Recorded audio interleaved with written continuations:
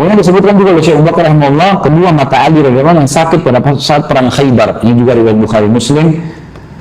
Rasulullah SAW sedang mengepung benteng Khaybar ini 43 hari, dan mereka punya lebih dari 10 benteng.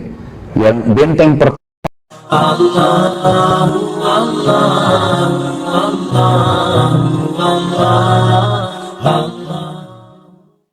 kemudian disebutkan juga oleh Syekh Abu Bakar rahimahullah, kedua mata Ali radhiyallahu anhu yang sakit pada saat perang Khaybar. Ini juga riwayat Bukhari Muslim. Rasulullah SAW sedang mengepung benteng Khaybar ini 43 hari, dan mereka punya lebih dari 10 benteng. Yang benteng pertama aja belum bisa ditembus, 43 hari dikepung. Dan muslimin kewalahan. Kenapa? Karena benteng mereka tinggi dan mereka tidak berani keluar berhadapan. Mereka cuma tahu tiap hari melempar anak panah ke arah pasukan muslimin. Muslimin cuma capek menangkis, gitu kan. Mau maju gimana caranya? Kadang-kadang kalau sudah anak panah lagi banyak diserang, dilemparin, tiba-tiba pintu gerbang terbuka, keluar pasukan mereka menyerang muslimin. Terdesak sampai mereka tiba di kemah Nabi SAW, lalu mereka kembali lagi. Begitu kerjanya hampir tiap hari. 43 hari muslimin ada yang jadi korban, susah nih, gimana? Maka Nabi SAW mengatakan pada malam itu, dalam riwayat Bukhari, saya akan memberikan bendera besok kepada seseorang yang Allah mencintai dan dia pun mencintai Allah. Dia mencintai Allah dan Rasulnya, Allah Rasul mencintainya. Dan Allah akan membuka benteng Khaybar di tangannya. Maka kata Umar bin Khattab, pada malam itu kami semua tidak bisa tidur, berharap kami dan ditunjuk, karena ini adalah jaminan dia mencintai Allah dan Rasulnya, Allah dan Rasulnya juga mencintainya. Ini sebuah jaminan yang luar biasa, gitu. Maka keesokan paginya Nabi SAW bertanya, kata Umar, saya tidak pernah berharap mendapatkan imarah itu kayak kerajaan, menjadi seorang pemimpin, kecuali malam itu, karena ada jaminan dari itu. Maka keesokan paginya Nabi SAW, kata Nabi SAW, mana Ali bin Abi Thalib? Waktu itu Ali bin Abi Thalib kena penyakit matanya buram, bengkak. Yang dalam riwayat dikatakan waktu Ali ditanya, ada apa wahai Ali? Kata Zubair, ada di kemahnya ya Rasulullah, matanya jadi sakit. Panggil. Waktu datang kata Nabi SAW, ada apa Ali? Dia bilang, ya Rasulullah, saya tidak bisa lihat apapun, enggak putih, enggak hitam, bengkak, enggak kelihatan apa-apa sama sekali. Maka Nabi SAW waktu itu menyudahi mata Ali radhiyallahu anhu dan akhirnya sembuh.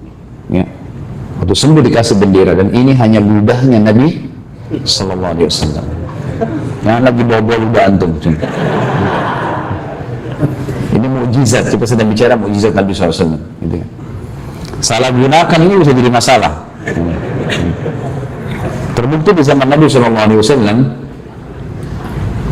waktu itu di akhir hidupnya Nabi SAW ada satu orang namanya Musailamah al-Kadzdzab. Musailamah al-Kadzdzab ini orang yang mengaku Nabi, namanya Musailamah, diberikan julukan Al-Kadzdzab, artinya pendusta.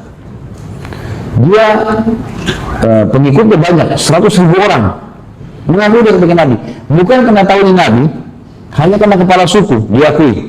Musailamah sebelumnya pernah bertemu dengan Nabi SAW lalu berkata, hai Muhammad, di belakang ini ada 100.000 orang, banyak orang ini, laki-laki, perempuan, segala macam, banyak jumlahnya suku saya ini.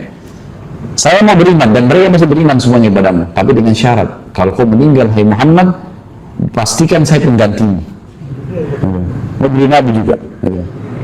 Ada ulama hadis mengatakan dia minta supaya jadi khalifah, gitu kan? Kata Nabi SAW, itu bukan di tanganku, tangannya Allah. Allah mau kasih siapapun itu terserah. Dia bilang, hai Muhammad, 100.000 orang. Lalu kemudian kau tidak mau menunggu saya sebagai penggantimu? Dia pulang ke sukunya, dia tidak mau beriman. Lalu dia obatkan diri, saya juga Nabi. Orang ikut. Di kepala suku dia punya banyak harta, kalau orang mengaku dikasih harta sama dia. Ringkas cerita, Nabi SAW dalam hadis Bukhari pernah didatangi oleh orang-orang Ansar. Lalu kemudian orang Ansar ini menggali sumur sudah lama, airnya tawar, airnya asin. Kemudian mereka datang ke Nabi SAW, sudah digali, asin, pindah ke tanah sebelah, gali lagi, asin, terus begitu.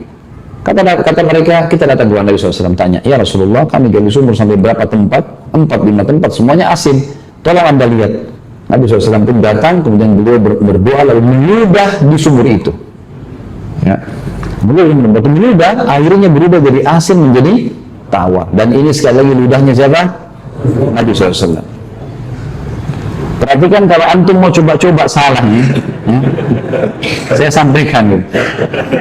Rupanya pengikutnya Musailamah al-Kadzdzab dengar Lalu dia bilang, mereka pengikut dia bilang, wahai Nabi kami Musailamah. Itu Nabi yang di Hijaz, Nabi yang di Madinah itu, dia ludahin sumur asin jadi tawar. Ini ada sumur kami tawar, coba kau ludahin, siapa tahu jadi manis. Maka Musailamah pun menunjukkan dia datang ke sumur itu, lalu dia kumat kamit begitu, lalu dia meludah, tiba-tiba sumur itu berubah, baunya lebih busuk daripada bau kencing keledai. Begitu dalam riwayat. Jadi hati-hati, jangan coba-cobain. Mujizat Nabi SAW ini. Pernah terjadi juga anak-anak lahir, kalau anak-anak baru lahir di Madinah, selalu dibawa ke Nabi SAW. Lalu Nabi SAW doain, ditahmik, ya. Orang tuanya itu didoakan, ya. Seperti kalau antum sudah tahu, alhamdulillah. Kalau belum tahu, doanya ada. Kalau orang baru dapat anak kita doakan, ya.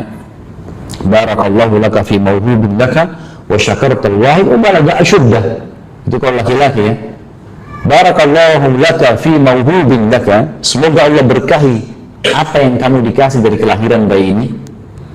Wa syakartal wahid, dan semoga kau bersyukur kepada Allah pemberi kasih nikmat ini. Wa balagha asyuddah, dan semoga dia tumbuh besar dalam kesalehan, ya. Kalau perempuan, barakallahu laka fi mawhubatin laka, mawhubatin pakai tak, gitu kan. Wa syakartal wahid wa balagat asyuddaha. Jadi ini didoakan tentunya. Nabi SAW sering mendoakan orang kalau datang, ya, bawa anaknya. Kemudian Nabi SAW mentahniknya, mengambil punyahan kurma lalu menyampaikan di langit-langit, gitu kan.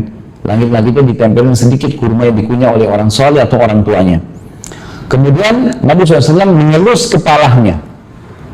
Nah, setiap bayi dielus kepala dari Nabi SAW pasti subur rambutnya. Begitu dielus, subur rambutnya bayi itu. Nah, pada satu waktu ada anak bayi rambutnya tipis. Nabi SAW doakan orang tuanya, ditahnik, dielus, subur rambutnya tiba-tiba.